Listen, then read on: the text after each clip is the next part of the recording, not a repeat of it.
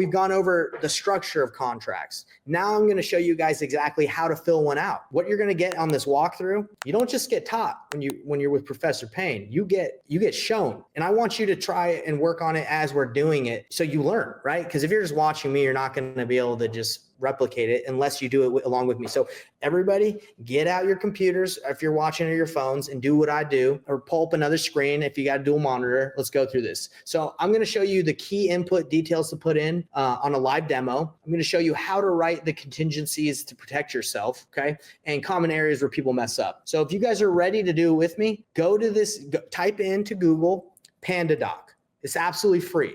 Forget DocuSign. DocuSign's not a fan of DocuSign. I used to use it, not a fan. PandaDoc is free. Let's go right into it. Let me show you guys. So this is a contract I'm going to be hooking you guys up with. This is the one I use. Again, wait till the end of the video. You're going to get this contract. Let's fill this bad boy out. So this is PandaDoc. All you do is you upload. Let me actually do it for people who are like, they can't even, no offense, but for the guys that can't even figure out how to upload a document. Okay. We're going to go there. All right. So you go here to select a file. You're going to go all the way to the agreement that you downloaded. If you guys do not know how to download an agreement, I might have to come over there and bonk you on the head. But all you do is you go here. You go to sorry, my screen's in the way, but basically you're the top left corner where it says file. And then from file, you go to download and you download it as a Microsoft Word or you download it as a PDF. Doesn't matter, but it's just file download. That's it. All right. So you take this, you upload this bad boy, and you convert it because it says, hey, do you want to convert this? Sure. Why not? What the heck? You put in your email, in your name, blah, blah, blah, and then you continue. Okay. And this is the name of who you're going to send the agreement to. I already got this pre-ready. Like I said, I got this whole thing ready for you guys because I want to make sure I'm crushing this because I'm tired of people asking all these questions about contracts. Say, hey, I'm just going to make a complete video. It's going to be the masterclass on what real estate purchase contracts are and how to fill them out. Okay.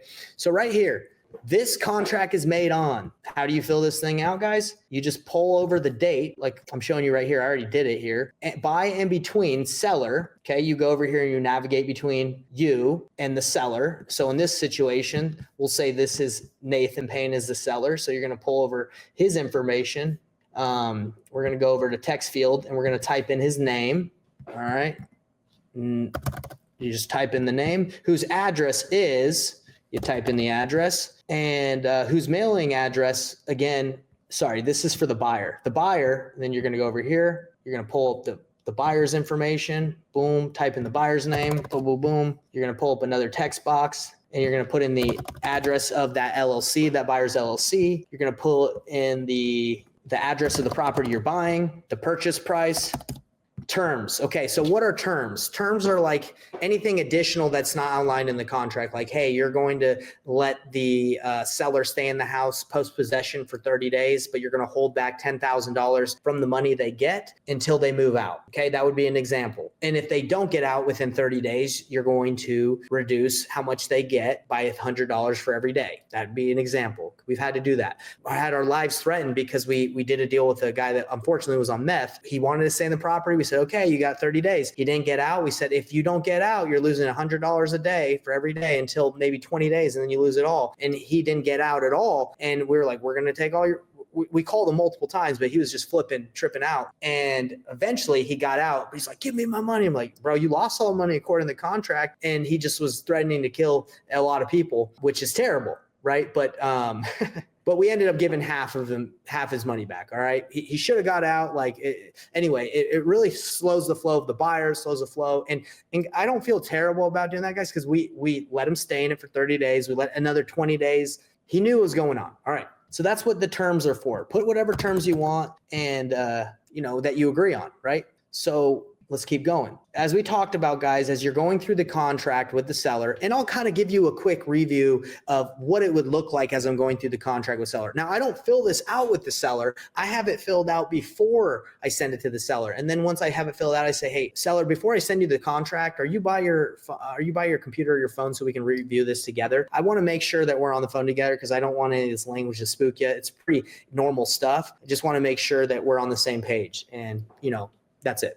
So if they're like, yeah, that's cool. So then you go forward. So you're just filling this out again before you send it to them. I don't like to send it I'll say it one more time. I don't like to send it if I can do it with them on the phone so I can explain it. So if I'm going through the contract with the seller, all I'm doing is saying, hey, this is normal contract stuff. This is a very basic standard real estate purchase contract. It just says we're buying the house on 123 Main Street for blank price. The terms is we're going to let you stay in the house for 30 days, but we're going to hold back some money until you move out of the proceeds you get. Prorations, that's just for tax purposes, making sure that's all legit. There's no major issues with the property that you know of. We've discussed this. No judgments, no liens. You've told me that there's not, so no problem with that. Possession, obviously we discussed possession. We put it in the terms that you're going to be able to stay in the house 30 days after. Inspection, we discussed this as well, that we're going to need to see the house within 7 days due diligence period that we have, so we can make sure there's no major issues that we've missed. The contingency part is just like we have the right to back out of the agreement if we see something that we didn't know about that we don't like. It's pretty simple. Wholesaling doesn't have to be complicated or lonely. Join my free Facebook group, Painless Flipping, Wholesaling Real Estate Simplified, where we're building a community of wholesalers crushing their goals. You're going to get access not only to free training, but tools and even one-on-one help to land your next deal. The link is in the description, so don't miss out. Risk of loss. This is what I say. Now, is it exactly true? I'm not 100% sure. I've never had an attorney listen to me on my calls, but basically I just say, hey, this allows me to cancel the contract if something happens, any major damages happen after we sign. That's basically what I think it means. Acceptance, say, hey, I didn't put a date because you're either going to sign it right now or you're not going to sign it at all. So, or we're going to figure out what's the problem. So I usually have NA there. Deposit, like we discussed earlier, it's $100. I just say, hey, we just put $100 down. And the reason we do that, I don't even explain the reason we do that. But if I needed to, I just say the reason we do is we buy a lot of properties and we have such a short turnaround. We just don't put a lot of money down. If they're like, well, can you do some more? I'd be like, yeah, would that make you feel more comfortable? Is there any issue with the 100? Well, no, there's not. Okay, great. Let's keep going. Close date on or before. I put 2 months out. We discussed we're going to try and close as soon as possible, but there are some issues that we're facing with having to deal with the liens you have or, whatever. So instead of having to sign like a short close date, it's on or before. We're going to try and close as soon as we can, but we have it out so we don't have to always be extending this contract if it takes a little bit longer. As you can see here, Mr. Seller, we're going to buy the house as is. We don't get an appraisal, but this allows us to get one if we need one. We're going to pay all your closing costs. This paragraph here just says we have the rights to buy in any LLC that we want. In the event that if we default, you're going to get our earnest money. But again, we're just going to let you know. We're not going to waste your time if we can't buy the house. That's not what we do. And this just allows us, like if we sign the agreement and by the way, I don't go over every line. I'm just doing this for you guys. Okay. So, and this says basically, if you sign, you're agreeing that you're going to sell to us, not sign with us and then try to sell it behind our back. Cause then we have the right to purchase the house after you sign, obviously, or you wouldn't sign this, right? Oh, no, I wouldn't sign it if I didn't feel comfortable. Of course, I wouldn't expect you to. Okay. Time is of the essence. We have the ability, or we are agreeing to close within the time frame we said. Marketing, we like to talk, we like to market the property before we close on it, just so we can be ready and we can move the deal as fast as we can, because we're in the business of making money. This is to let you know that we are buying this to make a profit. We're a business. We're trying to make money. You understand that, right? Awesome.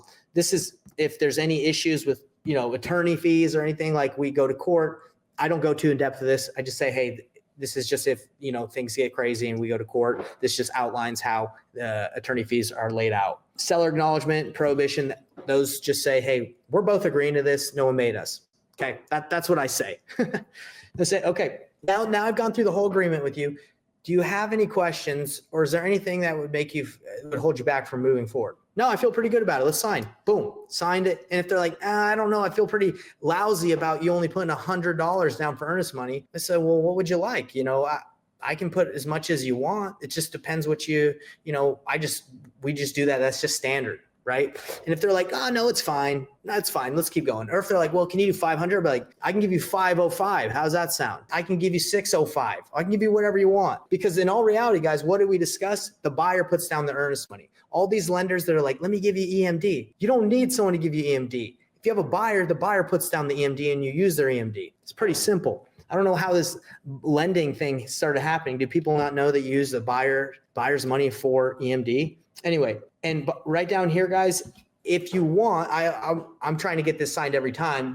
And I explain, hey, one of our extra strategies to selling the property is also putting on the market. So potentially we can find a partner to work on the deal with if we want, right? Or whatever you want to say. I haven't mastered explaining the novate, the authorization of listing docs. That allows you to list it on the MLS, okay? And do a novation. And what is that? That's allows you to get paid by someone that has funding, like a family that has like traditional financing versus like cash, okay? That was a demo of how to fill this out. And if you guys are like, well, you didn't show us how to put all the boxes. Here they are, everybody. You just drag, you type in what you want. And then when you get to the very bottom, you just put the signature. You are the buyer in this case. So you would drag your signature over, okay, over here, bam, bam, buyer, seller. You'd switch over and say, okay, the seller, let me drag the agreements over there. Like, let me drag the boxes over there. Hope this has been good, guys. Again, if you're watching this, if you find this information useful, I'm doing a full deep dive on this stuff. So you will never have to watch another video again on how to fill out real estate purchase contracts and what the heck they are. So if you like this, give me a like, subscribe, or actually a comment and a like. Just tell me where you're watching from. And that would help me out a ton because the more people that engage, the more the algorithm says, hey, this guy's actually giving out some good information if people like it. So help me out with that. I'd appreciate that. All right, guys. So let's go over some common mistakes. We're almost done. Some common mistakes that people might have as they're doing this. I know a lot of people fill it out and they send it sometimes to the wrong email. They might forget, like mistype it and not know if it like got to the person. They're like, oh man, did it work? Check the email. Let's talk about some other common mistakes that happen. Forgetting contingencies, missing inspection clause can leave you liable. So remember your contingencies in the terms part of the section. If you have additional terms you want to write down, leaving fields blank, make sure that you put the closing date and you fill out all the right terms, and misaligned seller names. Okay, so pretty simple. I know some of the boxes can get kind of confusing, but just make sure the seller's box is for the seller, the buyer's box is for the buyer, and who's signing and so forth. All right, so here's your next step, everybody. Join my free Facebook group called Painless Flipping Wholesaling Real Estate Simplified. If you're ready to take action and close your deals faster, this is where you need to be. You're going to be getting live trainings, free resources, and support all along your way. Link is below in the description, so just click it there. And don't stop there. Watch the next video here to learn more about wholesaling strategies that will help you get your next deal faster. Click it now and let's keep the momentum going.